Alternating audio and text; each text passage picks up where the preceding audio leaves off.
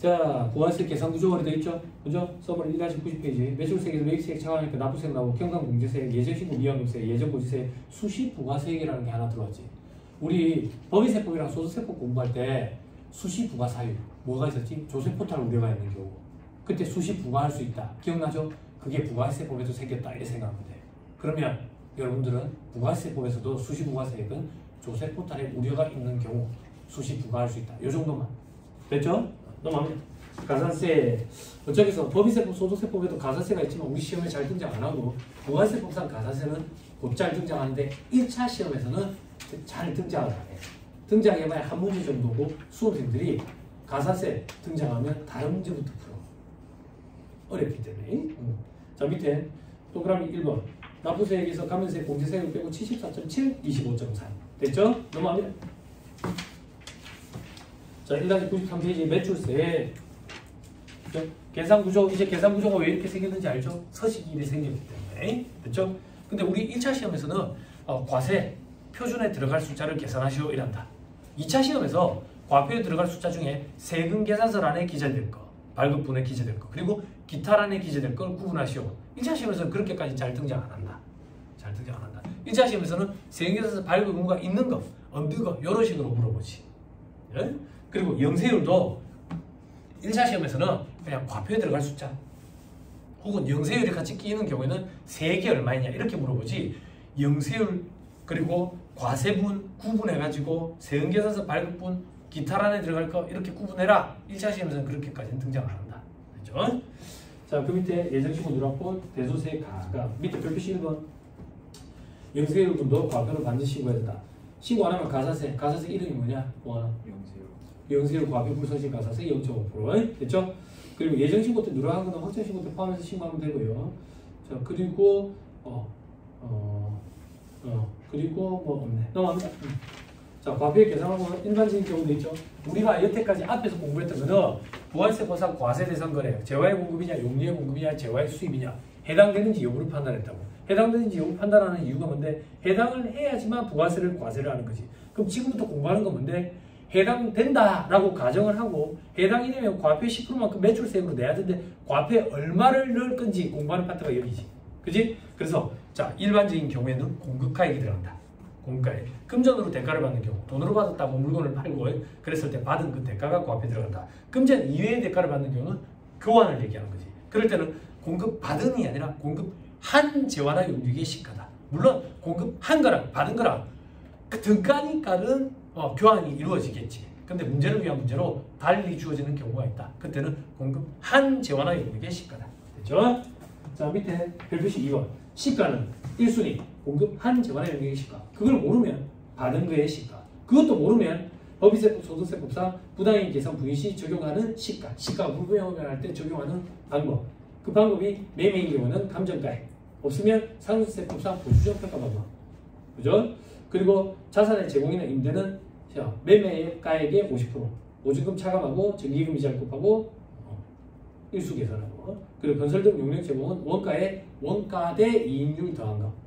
이거 기억나요? 법인세법에서 했던 거. 혹시 법인세 서머리 갖고 있는 사람? 법인세 서머리 갖고 있는 사람? 없어? 너 갖고 있어? 없어? 소연아, 법인세 서머리도 안 갖고 왔어? 뭘 갖고 온 거야 도대체? 중국의 개책 갖고 왔어? 법인세 서머리 갖고 있는 사람 없어요? 페이지라도 엮어줄래?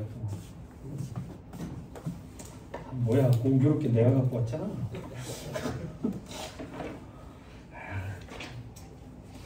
시간 찾아봐요.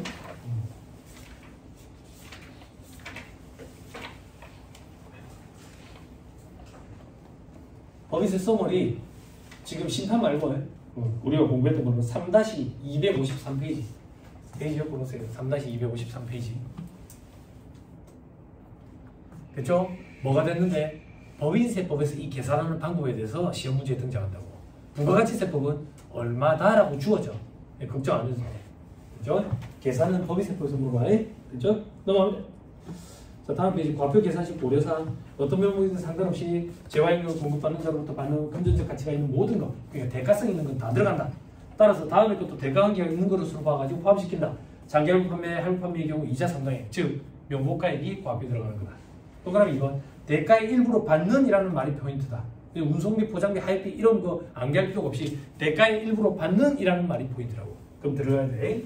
개별 서비스, 주세, 교통에너지, 환경세, 교육세, 농토세 이런 걸 우리는 간접세와 그 부가세라고 표현하지. 부가세법에서는 간접세와 그 부가세가 주어지면 다 들어간다 이렇게 생각하면 돼. 한 가지 파트만 제외하고. 한 가지 파트는 간접세와 그 부가세가 안 들어가지. 그게 어느 파트냐? 재화의 수입의 경우 의제매비세 공제할 때 그때는 관세, 과세 가격만 들어가지. 그지? 그 파트를 제외하고 간접세와 그 부가세가 주어지면 무조건 다 포함시킨다 이렇게 생각하면 돼. 됐죠? 자, 그 다음 반가로 2번 공급이 이루어진 후에 사후적인 대금 결제 관련 사항은 과표 계산할 때 고려하지 아니한다. 대손금, 그지? 그리고 연체이자, 그리고 외화로 받는 경우 환율 변동분. 됐죠? 됐죠? 자, 그리고 반가로 3번에 다음의 경우에는 1.1로 나눈다 돼 있죠? 부가세가 포함된 걸로 보겠다. 어떤 경우 부가세가 포함되어 있는지 불분명할 때는 포함된 걸로 보겠다. 그리고 공급가격과 세액이 별도로 구분 안 될 때도 포함된 걸로 보겠다. 됐죠? 자, 밑에 별표시에 대가관계 용어에 따른 조출료, 채선료, 화주, 선주, 하역회사, 조출료, 채선료 어렵죠? 용어 자체가 우리는 이런 용어를 암기하는 게 아니라 돈을 누가 누구한테 주는 게 대가성이 있는 돈인데 근데 그 돈이 아니면 대가성이 없는 돈이고 과표에 안 들어간다. 이렇게 구분하는 걸로 공부 방향을 잡기로 이렇게 했죠. 그죠? 넘어갑니다. 마일리지 지난 시간에도 좀 얘기했던 것 같아요. 그죠? 마일리지가 뭔데? 이런 거는 여러분들 회계 시간에 공부했을 거예요. 포인트 적립해주는 이런 거예요. 자, 밑에 자기적립 마일리지. 당초 재화 또는 용역을 공급하고 마일리지 등을 적립하여 준 사업자에게 사용한 마일리지. 그죠? 이게 자기적립 마일리지. 제3자가 보상을 제공하는 경우에는 제3자가 제공하는 마일리지죠. 저 밑에 반가로 이번에 마일리지 등 적립, 결제 시 과표에 미치는 영향. 적립할 때는 과표에서 차감 안 하죠. 그죠? 결제할 때 제외시켜야죠. 그죠? 그래서 동그라미 1번 과표에 포함시키면 안 되죠. 됐죠? 그리고 동그라미 2번 위외의 마일리지. 다른 사람이 보전해 주는 거야. 그는 포함시켜야 되죠. 그래서 실제 보전받았거나 받을 금액만큼만 포함시킨다. 다만 다음의 경우에는 시가를 포함한다. 어떤 경우? 동그라미 1번 보전을 안 받았대. 보전을 안 받았대. 그럼 사업상 증여나 마찬가지거든. 시가를 포함시켜야 된다. 그렇죠? 자, 그리고 동그라미 2번에 특수관계인으로부터 부당하게 낮은 금액을 보전받았대. 됐어요? 그럼 시가를 포함시켜야 돼. 그럼 여기에 배제되는 건 특수관계가 없는데 낮은 대가를 받았대. 그러면 낮은 대가 그대로 인정이 된다고 과표에. 시가 들어가는 게 아니야. 네, 그것만 좀 주의하고. 됐죠? 넘어갑니다. 이번에 무상 저가공급식 과표 요거는 여러 번 했었어요. 그죠? 근데 무상공급은 특수관계가 있든 없든 재화의 무상공급은 시가를 과표에 넣어가지고 과세하고 용역의 무상공급은 과세 안 한다. 눈에 안 보이니까. 다만 특수관계인 사이에 사업용 부동산의 임대용역을 무상으로 공급한 경우에는 시가를 과표에 넣어서 과세한다. 그때 시가는 어떻게 계산하는데요? 앞에서 봤던 자산의 임대, 매매 등 시가 곱하기 50%의 전기예금이자를 곱하고 일수 계산했던 산식이 있었죠. 그러니까 그 산식에 따른 금액 계산은 법인세법에서 물어보고 부가세법에서는 그 금액이 얼마다라고 주어질 거다. 그죠? 자, 그리고 저가공급, 특수관계인에게 저가공급한 경우는 부당이익 계산부인을 적용해서 시가를 과표에 집어넣어. 근데 특수관계가 없으면 독특했지. 거래금액 그대로 인정해준다. 법인세법에서는 어땠어? 정상가액과 비교해가지고 어떤 문제가 생기지? 의제 기부금 문제가 생기지. 그지? 되죠? 넘어갑니다. 복습이 좀 돼버리네. 자, 1-98페이지. 과표에 포함하지 않는 것과 공제하지 않는 것도 있죠? 포함하지 않는 거, 매출, 에너지, 반입, 할인 이런 거 포함 안 시키면 순매출액이 들어간다는 얘기. 회계랑 입장에 같이. 그죠? 자, 그리고 공급받는 자에게 도달하기 전에 파손, 훼손을 늘실 때 한 게 아니지. 그죠? 동그라미 3번에 재화의 용역과 직접 관련되지 아니하는 국고보조금, 공공보조금 관련이 없다네. 그럼 과표에 들어갈 대가성 있는 돈이 아니다 그 얘기지. 자, 그 다음에 동그라미 4번에 연체이자. 그죠? 동그라미 5번에 반환조건부에 반환조건부가 아니면 들어가야지. 그죠? 동그라미 6번에 공사료인데 구분 기재돼 있고 조금만한테 줬대. 그러면 술집 사장이 지가 먹은 게 아니지. 과표에 들어가면 안 되지. 그죠? 자, 그 다음 공급받는 자로부터 부담받은 원자재. 그 원자재 값은 공급받는 자가 된 거잖아.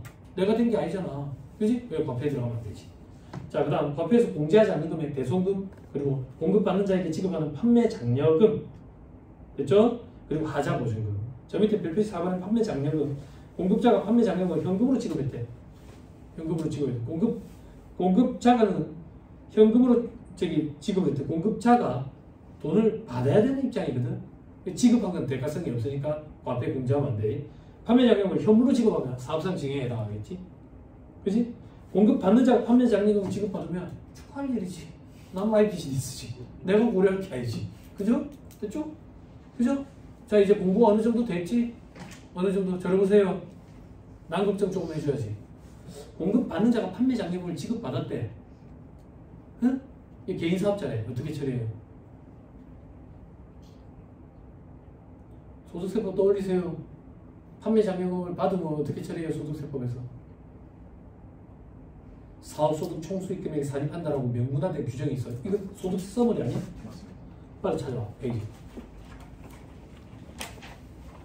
아, 찾아봐. 귀찮아 하지 말고 찾는 게 공부라고.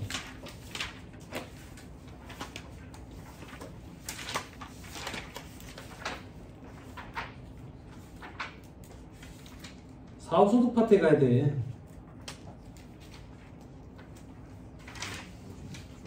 몇 페이지? 2-56?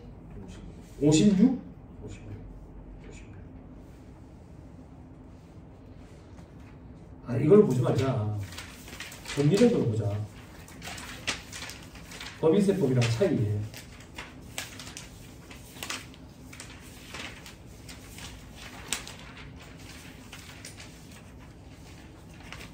(2-79페이지) 2-79페이지 빨리 피세요. 한 번에 탁 피하지. 자, 4-12의 그 밖의 차이에 제일 마지막 칸.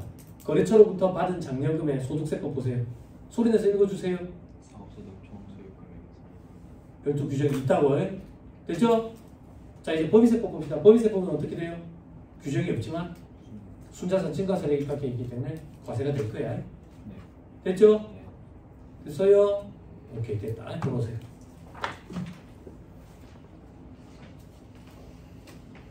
짜증내지 말고 찾는 게 공부라니까.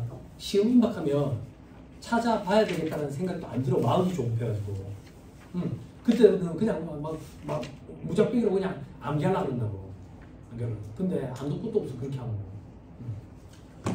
자, 다시 돌아오세요. 다 했죠? 그럼 어디? 1-99페이지. 거래 형태별 과표로 돼 있죠? 그죠? 외상 판매, 할부 판매, 공급 시기랑 같이 접목시켜가지고 인도 시점에 그 금액 전체를 다 인도 시점에 과표에 집어넣으면 되죠. 그리고 세금계에서 그때 발급하고. 자, 그다음에 장기적 판매 완성도 기준치 운영한 지급 조건부 공급 계속적으로 재활용력을 공급하는 경우는 대가의 가격으로 받기로 한 때가 공급식이고 그때 받기로 한 그 금액을 과표에 넣으면 되죠. 됐죠? 넘어갑니다. 졸면 안 돼요. 여러분들이 읽는 것보다 제가 읽는 게 뇌리에 탁 박힐 거기 때문에 대신 읽어주는 거지. 응? 명상의 시간이 아니라고. 자, 바로 이건 대가를 외국 통화, 기타 외국환으로 받았을 때 과표는 자, 동그라미 2번 공급 시기 이후에 외국 통화나 그 밖에 외국환 상태로 보유하거나 지급받는데 그럼 환율 변동분이 반영이 되면 안 되니까 공급 시기의 기준 환율, 재정 환율에 따라서 계산해야지. 이게 원칙이지. 근데 독특한 게 뭔데? 동그라미 1번 공급 시기가 도래하기 전에 받아가지고 원화로 환가를 내버렸대. 그러면 공급 시기가 도래하기 전에 받은 날의 기준 시가 적용할 것 같은 무슨 말이야? 기준 환율 적용할 것 같지만 그게 아니라 원화로 환가한 그 금액 그대로 과표에 들어가야 된다. 됐죠? 여기 좀 독특한 거 있죠? 다음 페이지 5번에 재활 수입에 대한 과표는 수입제와 과표는 세관장의 과표. 그죠? 그때 관세, 과세 가격, 관세 더하고 개별소비 취수세, 교통에너지 환경세, 교육세, 노동세, 간접세와 그 부가세를 다 포함시킨다. 자, 밑에 바로 이번에 보세구역 관련 거래돼 있죠? 그죠? 보세구역 내에서 A, B 사이에 공급이 일어나네. 재활 공급이에요. 보세구역 밖에 D가 보세구역 안에 B한테 공급하는 재활 공급이에요. 보세구역 안에 있는 A가 보세구역 밖에 있는 C한테 공급하는 이거는 통관을 거치기 때문에 재활 수입. 그리고 A가 C한테 돈 받고 파니까 재활 공급. 재활 수입과 재활 공급이 같이 합쳐진 거래죠.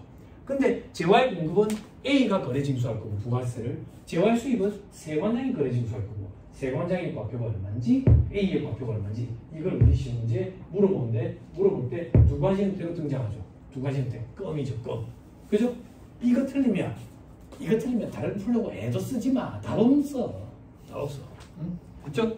그 정도로 못 맞추면 안 되는 거죠. 에이? 됐죠? 자, 저 밑에 박스 3번에 수입부는 세관장이 거래 징수, 공급부는 나머지 A가 거래 징수. 됐죠? 넘어가면 자, 1-103페이지 간주공급. 자, 두 번째 칸이 원칙이죠. 위 외의 경우 간주공급 세계에서 발급 공급가 없다고 되어 있죠. 당연하지. 누가 누구한테 발급할 건데? 자가공급 내가 내한테 발급할 거야? 저 개인적 공급 내가 우리 와이프한테 발급할 거야? 사업상 지금 거래처 사장한테 발급할 거야? 거래처 사장이 도록하고 한다고. 그지? 폐업시 잔존자가 내가 내한테 발급할 거야? 당연히 발급 의무가 없지. 그지? 이런 걸 암기하고 있는 거 보면 참 안타깝지. 그지? 왜 웃었어? 뜨끔했어? 넌 안 그러지, 그지? 안 그런 걸로. 앞에 하지 마. 안 그런 걸로 그렇게 해준다. 이런 혜택도 있어야 앞에 하지. 그지? 그지? 이거 보안이 오빠냐? 동생이야? 오빠야? 보안이 그렇게 많이 해준다. 그지? 내가 너 좋아서 그런 거 알지? 그지? 너 어디서 그랬지? 너도 모르구나. 그지? 그렇지 뭐 어떻게 하겠어? 힘들잖아. 아침에 김에서 올라가는 게 힘들잖아. 안 힘들어? 그래? 힘들지만 공부하는 거지. 어쩌겠어? 그래? 저기 형님도 힘들죠? 육아도 지금 병행해야지. 그지? 일도 해야지. 돈도 벌어야지. 그지? 힘들죠? 그래? 뭐라 하는 거 아니에요. 잔소리 하는 게 아니라 사람이 참 신기한 게 뭐냐면 대학 다닐 때 알바를 거의 못해서 그게 엄청 후회돼. 알바를 했었으면 나 아마 이렇게 공부 안 하고 직장생활 잘했을 수도 있을 것 같아. 근데 알바를 왜 못했냐면 아버지가 못하겠어. 알바하지 말고 차라리 공부해가지고 장학금 타래. 그럼 그건 니한테 준다고. 그건 니한테 준다고. 막 그랬었어. 그랬었는데 나갔지. 대학 때 이제 사춘기 와가지고. 그래가지고 살짝 알바를 했지. 처음에 무슨 알바 했는데 과외 했지. 과외 할 때 잘 가르쳐서 애가 성적이 오르는 게 그때 유도할 때라 애 많이 두드립했지. 두드립하니까 애가 성적이 막 올라가. 근데 어머니가 내한테 와가지고 애가 성적이 떨어졌다는 거야. 얘가 안 얻어맞으려고 내한테 거짓말했던 거야. 그래서 그만뒀지. 그만두고 이제 영어학원에 이제 그거 이제 문법 강의했지. 문법 강의. 근데 이제 그런 사회 경험을 많이 했었으면 참 많이 도움이 됐었을 텐데. 도움이 됐어. 근데 제가 왜 갑자기 이 얘기하냐면 알바하면서 학교 다닌 그 해에 학점이 제일 좋았어. 이게 참 신기하더라고 사람이. 물론 알아요. 직장생활 하면서 이제 돈도 벌어야지. 형님, 언니, 오빠들은 돈도 벌어야지. 공부도 해야지. 힘들거든. 그러면 이제 학생들 보면 참 부럽다고. 아, 얘들은 뭐 편하게 공부하네. 아니 얘들도 엄청 힘들어. 얘들도 엄청 힘든다고. 집에서 부모님 돈 대주잖아. 그럼 오늘 얘 보안이 이제 집에 가잖아. 집에 가면 어머니가 물어본다. 오늘 뭐 했니? 오늘 뭐. 그러면 보안이 막 설명해야 돼. 간주공급의 과표에 대해서 공부했다고. 어머니가 알으시는 거야. 간주공급 과표. 간주공급의 과표는 어떻게 계산하냐. 엉뚱을 쓰는 거지. 미치겠지. 우리 아버지. 회계학과 교수님. 미치겠지. 응? 시즌이 탁 떼버린다. 뭘 탁 던져준다. 탁 던져주면서 이런다. 이거 뭔데요? 제점 좀 해라. 제점 좀. 아, 이게 뭔데요? 재무회계. 재무회계. 아버지 바쁘시고 힘드시니까 제점 좀 해주세요. 그때는 막 100명씩 이래 들으니까 제점 좀 해드려야지. 이래 보면 답이 없어. 아버지 답은요. 그러니까 네가 풀어가지고 제점 좀 해라. 전세육지. 부모님이 아무것도 모르시고 돈만 대주면 좋겠지. 그지? 그렇지 않아. 그렇지 않아. 항상 대가가 따라. 응? 학생들도 힘들죠. 부모님한테 눈치도 좀 보이고. 그렇지만 어찌하겠어. 그럴 때 한 공부가 성과가 도리어 더 높을 수도 있어. 자, 보세요. 그래서 원칙 비상각 자산은 재고자산이라고 생각하면 돼. 재고자산은 시가와 과표에 들어가야 된다. 그죠? 감가상각 자산은 우리 간주시가라고 표현했지. 취득가액 곱하기 1 마이너스 경과된 과세기한수에 따르는 감가율 적용했지.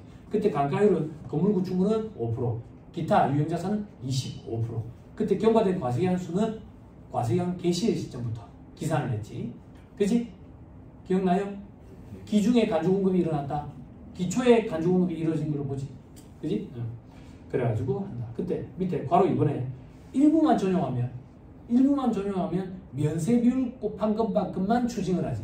그때 면세비율은 어떻게 뽑아낼 건데 딱히 방법이 없지. 그래서 공급가액 가지고 안분을 하지. 총 공급가액분의 면세 공급가액. 그때 공급가액은 언제 공급가액 적용할 건데 제일 합리적인 건 단기 게 합리적이지. 그래서 단기 총분의 면세 공급가액 비율로 안분을 하지. 자, 위로 올라가서 이제 판매 목적 타사업자 관출. 이건 세계에서 발급한 거 있지. 그치? 그때 원칙은 취득가액 원칙이죠. 다만 취득가액 일정액을 더해서 공급하는 경우에는 공급가액이지.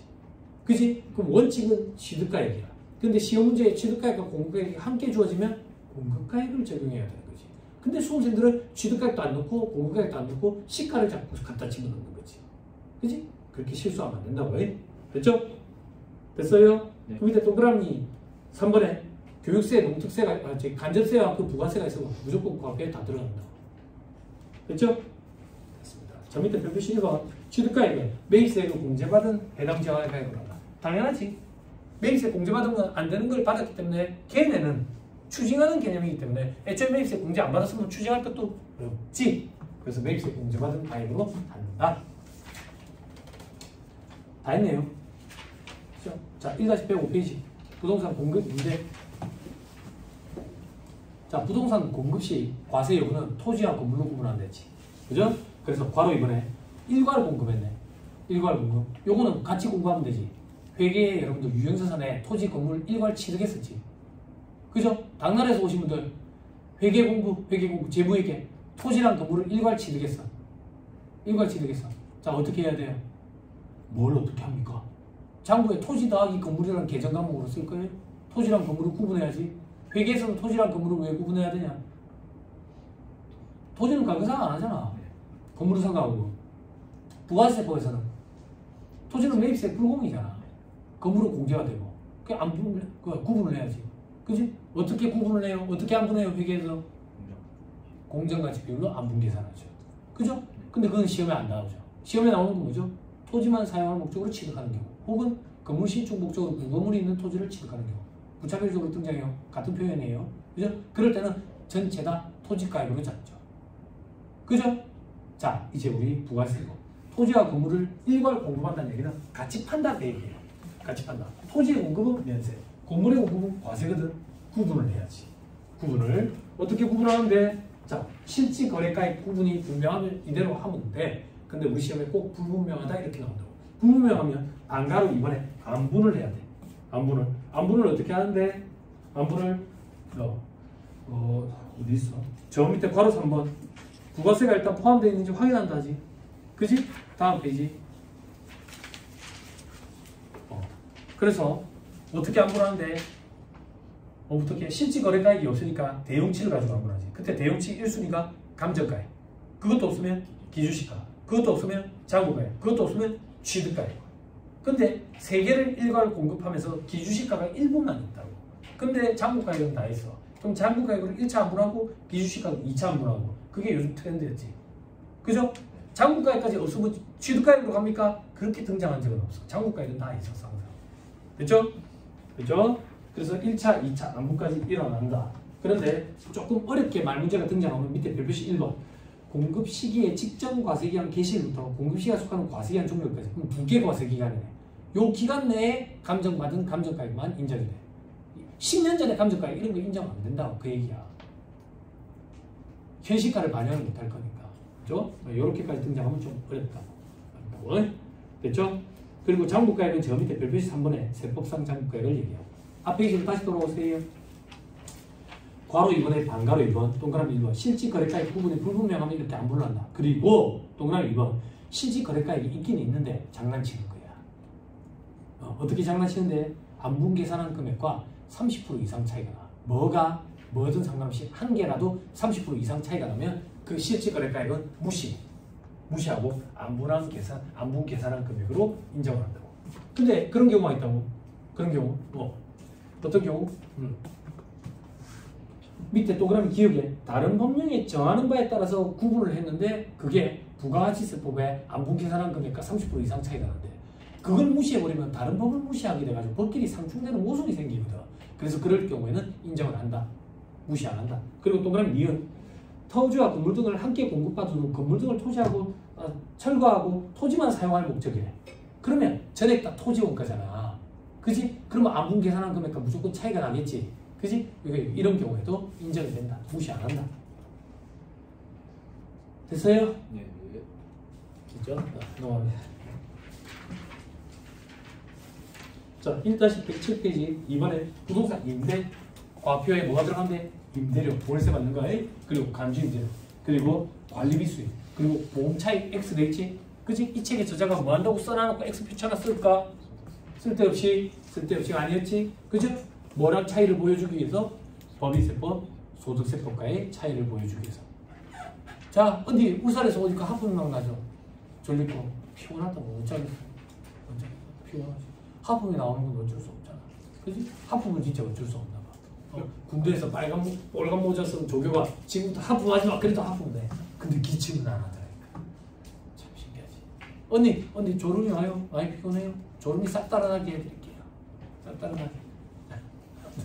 자, 언니 혜련이가 제일 많이 웃었어요. 이름을 기억하니까 또 안 좋지? 그지? 이름을 기억을 못하는 그 시기가 참 좋았지? 봉하나 그지? 그지? 저를 보세요. 여러분 저를 보세요. 당나라에서 오신 분들 저를 보세요. 법인세법에서 보험 차익 어떻게 처리해요? 큰일 나네. 봉하나, 법인세법에서 보험 차익 어떻게 처리해요?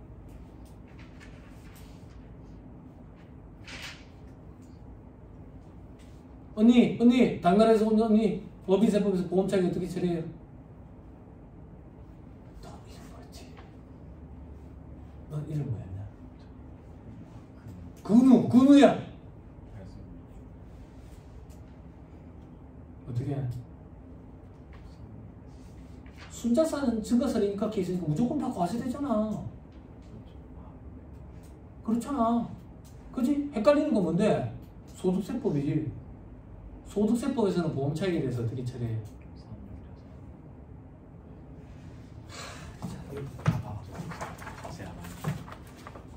야, 여기 두 번째 줄에 크게 읽어줘. 뭐라고 돼 있어? 아, 찾아라도 보겠다. 찾아라도. 응? 봐봐, 복습이 안 돼 있으니까 찾도 못하지? 아, 저 자식 잔소리 더럽게 하네. 써머리 부가세법만 줄을 옮겨쳤는데. 소득세법은 아직 안 옮겼었냐? 정말이네. 페이지 좀 엮어줘. 2-13페이지 빨리 펴세요.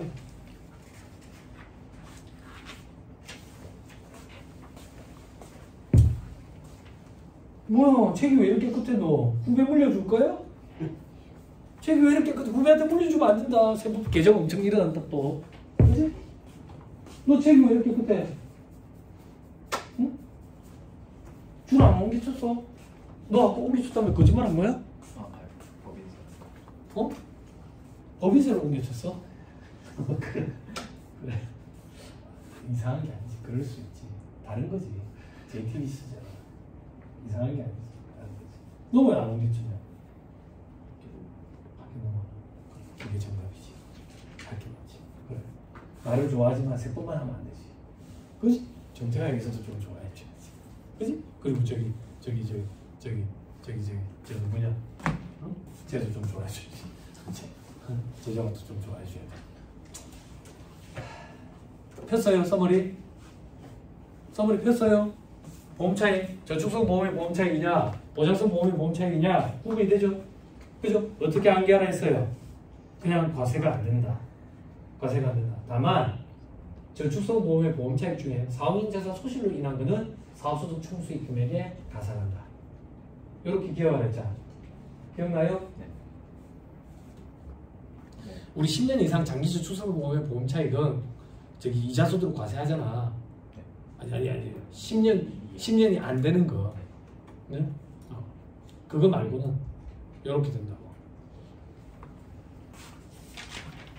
엮어가지고 복습하세요. 그래 안 헷갈려요. 다시 돌아오세요. 부가세법에서는 이건 소비세이기 때문에 소득에 대해서 과세하는 조세가 아니기 때문에 관심 없다. 됐죠? 네. 아니 괜찮아. 한숨 안 쉬어도 돼. 내일 시험 보러 갈 거 아니잖아. 내일 시험 보러 갈 거면 제가 이런 얘기도 안 해. 포기하세요. 이것도 안 돼 있다고? 다 없어요. 가지도 마세요. 이렇겠지. 괜찮아. 아직 시간 많이 남았잖아. 자 보세요. 임대료 세액에서 발급이 있고 그죠? 공급시 대가의 각금을 받기로 한 때 과표에 받기로 한 그 금액 선세금은 월할로 안분 계산했었죠? 그죠? 어떻게 했었죠? 기억합니까? 간주임대료 세액에서 발급 의무가 없죠. 내 혼자 계산하는데 누가 누구한테 발급할 거예요? 그죠? 그리고 저기 간주임대료 계산할 때 건설 비적수 이런 거 차감 안 하고 금융수익 이런 거 차감 안 하고 그죠? 자 관리비 수입은 세액에서 발급 의무가 있다. 다만 임차인 부담할 걸 구분 징수해가지고 납입 대행만 하는 경우는 포함 안 시킨다. 내가 먹은 게 없으니까. 됐죠? 그리고 저 밑에 별표시 4번에 예정 시고 기간 종료, 과세기간 종료 시점에 이걸 계산하니까 그때 정기예금이자율 적용한다. 그죠? 됐죠? 나머지는 볼 필요 없겠네요. 넘어갑니다. 겸용주택. 그죠? 겸용주택. 주택과 부수토지 임대는 면세하고 상가와 부수토지 임대는 과세. 이걸 어떻게 구분할 건데 면적 기준으로 안 분하지. 면적 기준으로. 근데 임대료, 간주임대료, 관리비 수입을 다 합쳐가지고 일단 건물과 토지로 안 분해놨지. 그때 건물과 토지로 안 분할 때는 건물과 토지의 기준시가 비율로 안 분한다고. 그때 그 기준시가는 좀 어렵게 나온다면 밑에 별표시에 예정시효기간 종료 시점, 과세기간 종료 시점의 기준시가. 왜? 그때 계산할 거니까. 공급 시기도 그때고. 이렇게 건물과 토지로 안 분해놔놓고 그 건물을 가지고 상가냐 주택이냐, 토지를 가지고 상가 부수 토지냐, 주택 부수 토지냐. 그거는 면적 기준으로 안 분하지. 됐나요? 네. 됐어요? 시험 문제 어떻게 나오는데? 감정가의 기준시가, 장부가의 지득가의 순서로 안 분한다. 그러면 틀린 소리라고 해. 됐죠? 공급, 임대는 무조건 기준시가 비율로 안 분한다고. 됐죠? 자, 마지막 1-111페이지 대손세액 공제돼 있죠? 그죠? 대손세액 공제, 대손과 관련된 규정들은 전부 다 확정신고 때만 한다. 됐죠? 그래서 확정신고 때 빼낸다. 그리고 공급받은 자 입장에서는 변제 대손세액, 대손 처분받은 세액 이렇게 구분하고 공급하는 자 입장에서는 대손세액 가감이라는 칸에서 더하고 빼고 다 했다. 됐어요? 네. 됐죠? 그리고 별표시에 동그라미 2번 공급받은 자가 대손 확정세액을 차감 안 했대. 즉 대손 처분받은 세액 이렇게 매입세액에서 빼가지고 추가로 깨내야 되는데 그런 작업을 안 했대. 왜? 공급하는 자가 대손 처분을 했는지 모르니까. 그러니까 그런 경우에는 관할 세무서장이 바로 잡아줘야 되고 바로 잡아줄 때 가산세는 적용 안 한다. 왜? 알 수가 없으니까. 지금 됐죠? 그게 별표시에 동그라미 2번이었죠. 기억나죠? 다음 페이지 정리상 대손세액은 포함된 금액의 1.1로 나눠가 10% 곱한 거. 포함됐으니까 당연히. 대손세액 공제 적용 요건에는 부가세 과세치권이어야 되고 그리고 대손사유는 법인세법상 소득세법상 대손사유 규정을 준용한다. 법인세법, 소득세법에 보면 우리 결산조정사유, 신고조정사유로 구분해가지고 공부했었죠. 그죠? 그리고 바로 3번 부가세법에만 있는 독특한 규정, 대손기한 규정이 있다. 이 기한 내에 대손이 확정이 돼야지만 적용이 된다. 그 대손기한은 공급 시기로부터 10년이 되는 날에 속하는 과세기한에 대한 확정신고 기한까지. 그죠? 완벽하게 했습니다. 됐죠? 그리고 신고서 제출보니까 대손세액 공제는 확정신고 때만 가능하다. 그리고 법인세법과의 관계, 부가세법상 대손세액 공제를 받았으면 법인세법에서는 대손금, 손금으로 산입하면 안 되지. 그러면 이중으로 혜택을 적용받으니까. 됐나요? 네. 됐어요? 오케이, 됐습니다. 그럼 대손사유에는요? 대손사유는 법인세법, 소득세법에서 공부하자고. 됐죠?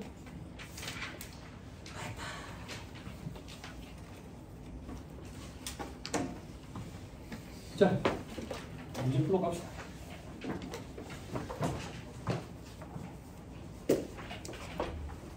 네. 되냐? 네.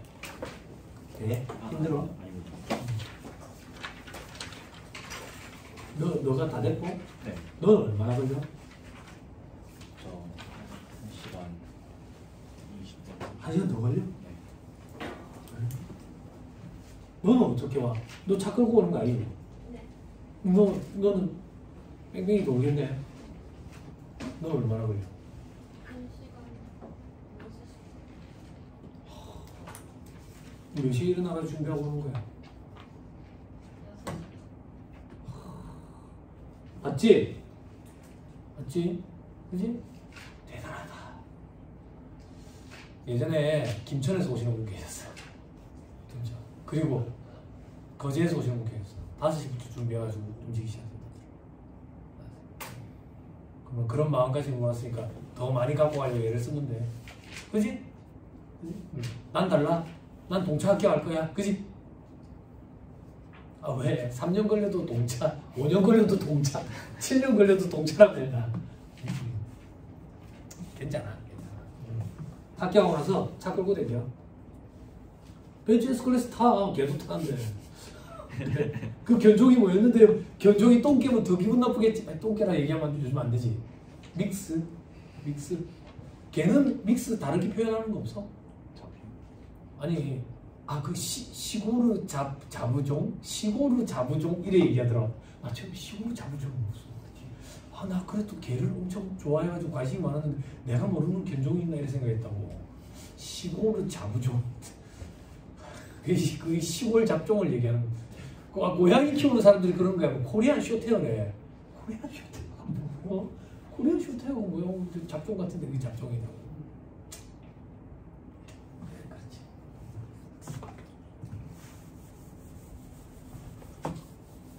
걔를 좋아라 했어요. 학교 다닐 때부터. 이제 부모님의 반대가 심해가지고 못 키웠지. 어디서 이제 가정분양을 받아왔다고 강아리 가지고 골든 리트리버 가정분양을 받아왔어. 가정분양을 받아왔는데 걔를 좋아하는 걸 막내 삼촌이 알았어. 막내 삼촌이랑 띠동갑이라 되게 친했다. 나이 차이 많이 안 나가지고 술도 많이 같이 먹고 그랬는데 내가 광안리 가가지고 골든 리트리버 크림색을 분양을 받아왔어. 가정분양으로. 그 당시에 내가 30만 원인가 준 것 같아. 지금은 그거 불법이라고. 근데 가정분양을 받아온 걸 모르고 막내 삼촌이 선물이라고 생일 때였던 것 같아. 진돗개 암수 한 쌍을 데리고 온 거야. 아는 사람을 통해 빼왔다고 엄청 종이 좋다고. 진짜 진돗개가 사막여우처럼 역삼각형이더라고. 머리가. 그러니까 갑자기 개가 3마리가 됐잖아. 할아버지 반대에 부딪히고 아버지 반대에 부딪혀가지고. 그랬는데 진돗개 이거를 내가 산책 데리고 나갔는데 묶어서 키우기 시작해가지고 산책 데리고 나갈 때 풀었다가 교통사고로 죽었어. 암컷이. 근데 그냥 죽은 게 아니야. 교통사고가 나가지고 내가 수술을 시키고 기부술을 시켰어. 기부술을 시켰는데 얘가 이제 균에 감염이 돼가지고 캐넬코프가 왔어. 그래야 결국 죽었어. 그리고 상심에 빠졌지. 상심이 빠졌는데 아버지가 이제 시골에 갖다 줘버린 거야. 집에 있는 개들을. 그래서 그때 이를 바득바득 깔았지. 마당에 있는 집에서 꼭 살아야지. 그래 꼭 개를 키워야지. 그랬지. 그 친구들끼리 그때 뭐 로또 복권 할 때 막 그랬다고 친구들이 병호야 1등 되면 너는 뭐 하고 싶은데? 너는 뭐 하고 싶은데? 나 학교 앞에 피자 건물 저거 인수하고 싶어. 단란주점 건물 인수하고 싶어. 막 이랬다고 친구들이 학교 앞에. 제가 대학 다닐 때는 우리 학교 앞이 그냥 제일 번화가였거든. 그때 저는 뭐라고 얘기했냐면 김해에 땅을 사서 견사를 차려서 각 나라 국견들을 좀 키우고 싶다. 그래서 별명이 개아빠였다. 개아빠. 그랬는데 중국에 가서 살게 됐지. 중국에서 개를 또 키웠다. 중국에 주말 되면 동물시장이 있어. 재래시장처럼. 그럼 거기 가서 구경하는 거야. 중국 국견들이 있어. 우리나라도 국견이 여러 가지가 있잖아. 진돗개만 국견이 아니잖아. 진돗개 있고 삽살개도 있고 또 뭐 있잖아. 진돗개랑 비슷하게 생기는데 꼬리 짧은 거 있잖아. 우리나라도 국견이 여러 개가 있어. 풍산개. 네? 풍산개. 풍산개는 아니. 풍산개는. 풍산개는 꼬리도 내려가 있고 덩치가 커. 진돗개가 중형견으로 들어가는데 풍산개는 대형견으로 들어가거든. 커. 대가리도 커. 안 와봐. 뭐 있는데 하나 기억이 안 나네. 중국에도 국견이 많거든. 중국의 국견 여러분들이 제일 많이 아는 게 이제 차우차우 알잖아.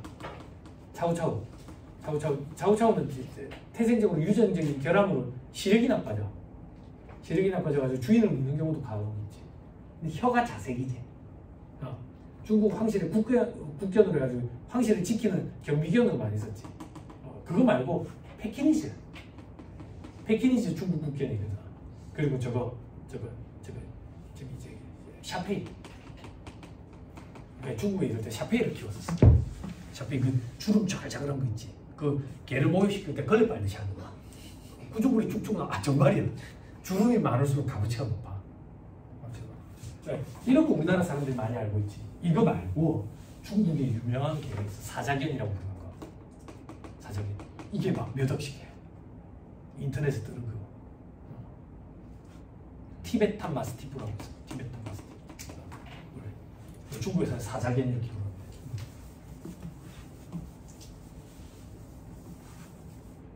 그렇지. 중국에서도 개를 키우죠. 개발. 지금 4마리를 키우고 있지. 4마리를. 집에 가면 제일 반겨주는 게 개 4마리지.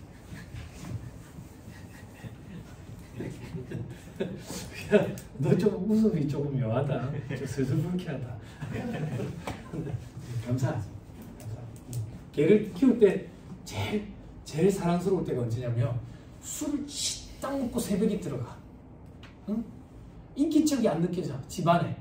근데 문 앞에서 꼬리 흔드는 게 막 느껴져. 그럴 때는 밥을 줄만 하구나 이것들한테. 이런 생각.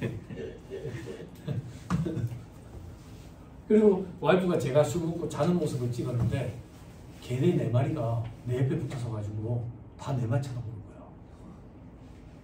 죽을까 싶어서. 코를 너무 심하게. 그걸 딱 보고 이것들이 나를 엄청 걱정해줘. 술 먹고 술 먹은 날은 친구가 되잖아. 술을 안 먹은 날은 주인이다가 술 먹은 날은 이제 친구가 되거든. 그래서 어르신들이 그러잖아. 술 먹고 들어온 날은 친구 오네 이러잖아. 아니 개가 되니까. 죄송해요. 자 문제 봅시다. 자 5-79페이지 갑시다. 다 폈어요? 그렇죠? 2번. 자 다음은 일반 가세자의 부가세 과표에 대한 설명이 틀린 소리를 골라라고 되어 있죠. 2번이 틀렸어요. 사업자가 재화 또는 용역을 공급받는 자에게 지급받는 장려금 및 대손금액은 과표에서 공제한다? 차감하지 아니한다. 왜 이래 빨리 읽습니까? 우리한테 읽을 시간을 좀 주면 안 돼요? 안 돼요. 왜 이래 빨리 읽는데요? 시험에서 이렇게 눈을 탁 보고 바로 발라내는 거예요. 그죠? 8번 넣으세요. 자, 다음 중 부가세 과표와 공급가액에 대한 설명은 옳은 걸 골라라 돼 있죠. 3번이 옳아요. 100만 원을 외상으로 판매했는데 대금 조기 결제로 10만 원을 할인해서 90만 원만 받았다. 그럼 차감해야 되니까 90만 원이 과표에 들어가야지. 됐죠? 됐어요? 그죠? 매출 할인이죠. 다만 주의해야 될 게 매출 할인이 다음 과세기간에 적용이 되면 약정에 의한 지급이 되니까 과표에서는 빼면 안 돼. 그거 좀 주의하고. 됐죠? 자, 틀린 보기 보자. 동그라미 1번. 매입가액이 90만원, 시가 100만원짜리 판매용 상품을 단골 고객에게 사은품으로 제공했대. 그러면 사업상 증여에 들어가지. 그러면 부가세 과표의 숫자를 내서 매출세액으로 추징해야 되네. 근데 괄호하는 거니까 매입세 공제 받았다네. 과표에 얼마가 들어가야 돼요? 시가가 들어가야지. 비상회차사니까. 됐죠? 됐죠? 해외가 따라오고 있지. 이제 자, 그 다음 동그라미 2번. 재화를 판매하고 기업회계 기준에 따라 다음과 같이 회계 처리했대. 부가세 공급가액은 90만 원이다. 어떻게 회계 처리했는데? 현재가치 평가했네. 그죠? 그럼 과표에 얼마가 들어가야 돼요? 명목가액 들어가야 된다 했잖아. 그럼 얼마예요? 100만 원이지.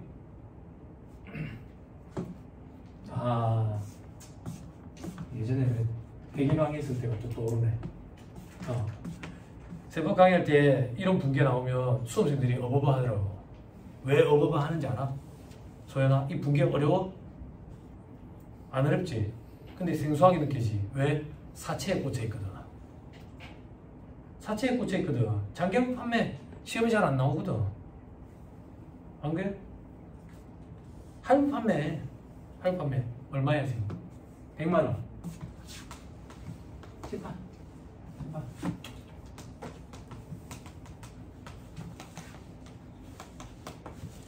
자, 오늘 물건을 팔아. 물건 판다는 얘기는 오늘 인도 시점이야. 인도 시점. 그치? 오늘 내가 물건을 판다고. 그랬더니 보안이 그러는 거야. 얼마인데요? 그러는 거야. 돈 지금 줄래? 줄게요. 그러는 거야. 90만 원. 90만 원. 인도 시점. 재화를 인도하는 시점에 현금 판매 가격 상당히 90만 원. 요게 매출이라는 수익이라고. 수익. 근데 보안이 그러는 거야. 1년 뒤에 줄게요. 그러는 거야. 그럼 100만 원. 그럼 100만 원. 그랬더니 그러는 거야. 왜 1년 뒤에는 100만 원인데요? 내가 니한테 1년 동안 90만 원 빌려준 거니까 이자 받아야지. 그럼 이 100만 원은 90만 원이라는 물건 매출액과 10만 원이라는 이자 수익으로 구분이 되는데 우리가 공부하는 영역인 국제회계 기준에서 이 둘을 구분해서 수익으로 다르래. 그래서 우리가 이 짓거리를 하는 거야. 그래서 요날 붕괴가 일어나야 된다고. 인도 시점에.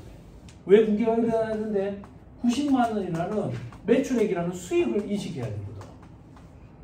돈은 나중에 받기로 했으니까 매출 채권이지. 얼만데? 100만 원이라고. 요 10만 원의 차이는 뭔데? 이자야. 근데 오늘의 이자가 아니거든.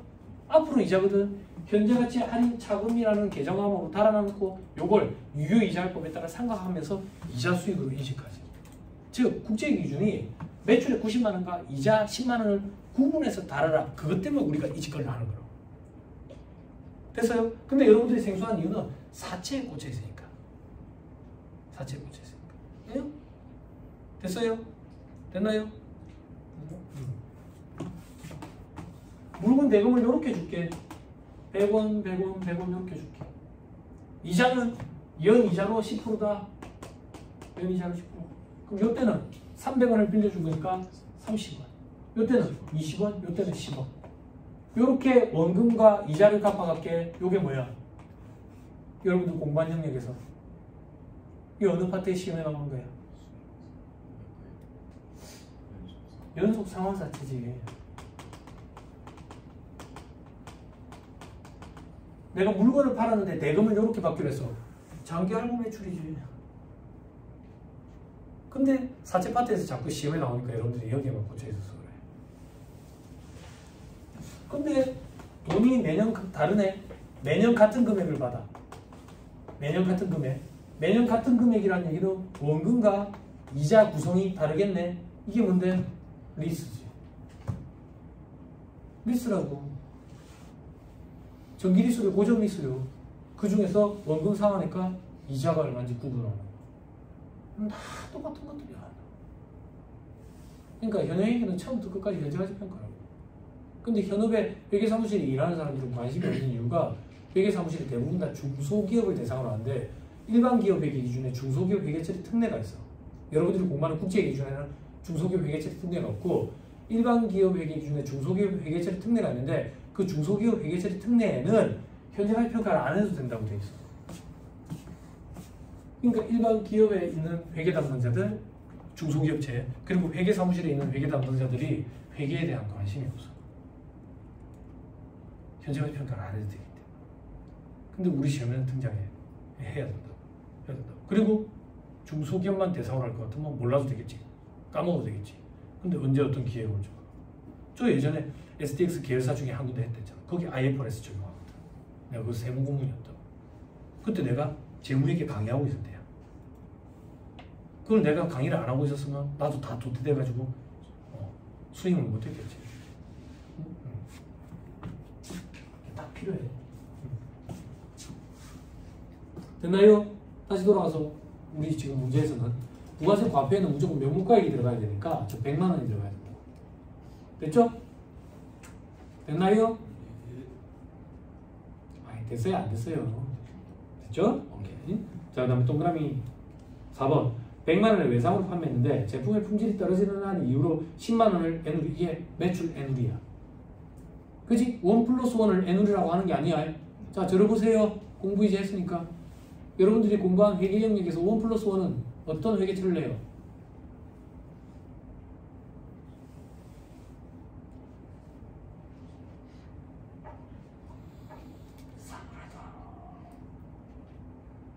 경품 충당부채 계산하는 거잖아.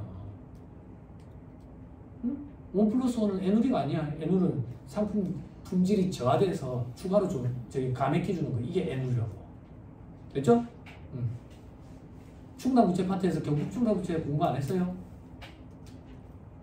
안 했나? 했지? 안 했어?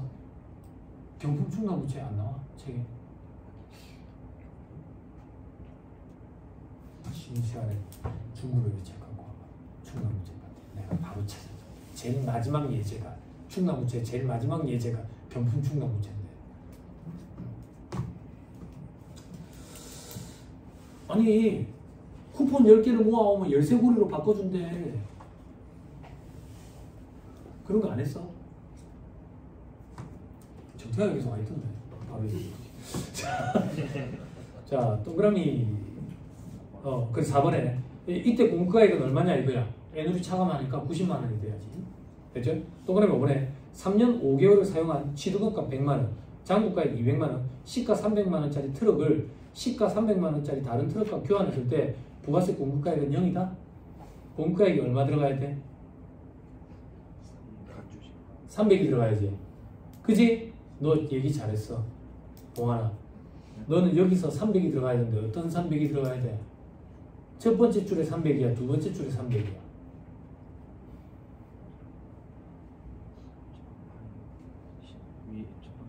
첫 번째 줄에 300이야? 왜?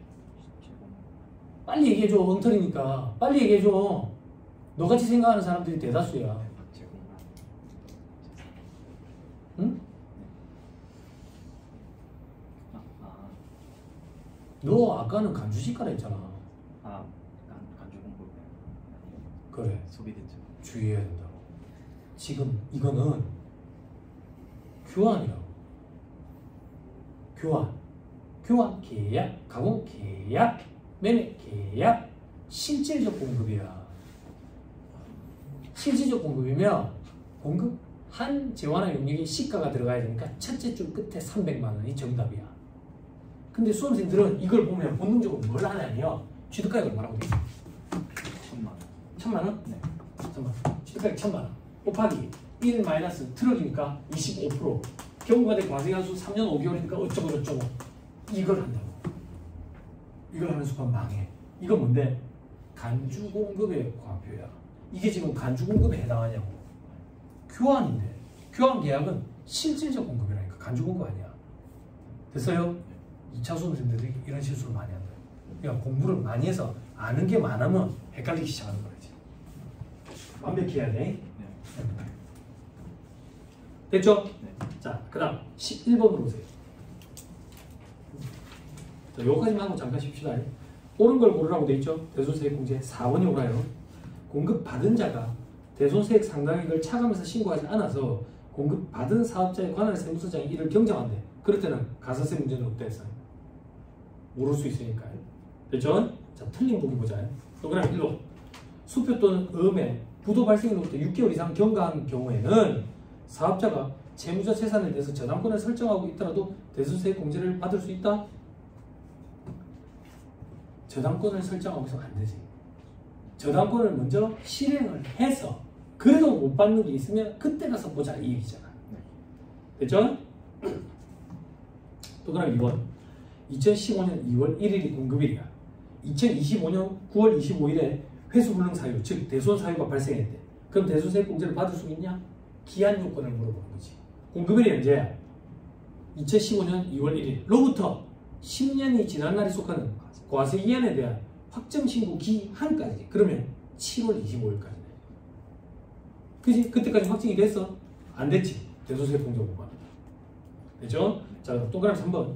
대손세액 공제는 과세와 매수 사업자 모두에 대해서 적용할 수 있다? 대손은 과세 채권에 적용받는 건데 무슨. 또 그럼 5번. 대손세액을 매입세액에서 차감한 해당 사업자가 대손금의 전부 또는 일부를 변제한 경우에는 변제한 대손금액에 대한 대손세액을 변제한 날이 속하는 예정신고기간, 확정신고기간 매입세액이 더한다? 변제 대손세액 얘기하는 거지.